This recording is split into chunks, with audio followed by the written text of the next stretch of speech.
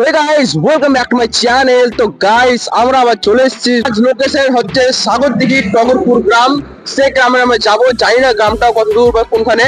আমরা বেশি কথা বলবো না, নাহলে ভিডিওটা অনেক লম্বা হয়ে যাবে।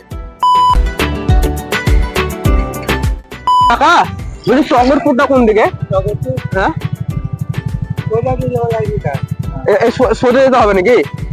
গাইস, টগরপুর যাওয়ার রাস্তাটা একবার দেখেন গাইস, এতটা পানি কি বলবো, মানে স্কুটি নিয়ে যাওয়া হচ্ছে না। গাইস, আমরা এখন কনফিউজ হয়ে গেছি, ডান দিকে যাব না বাম দিকে যাব, মানে কনফিউজ হয়ে গেছে গাইস, কোন দিকে যাব। কেউ তো বিশ্বাস করবেন না, 10 মিনিট পর মানে কেউ আসছে রাস্তায়, তোকে জিজ্ঞেস করবো বলছি টগরপুর কোন দিকে রাস্তাটা, টগরপুর কোন দিকে রাস্তা, সমান দিকে।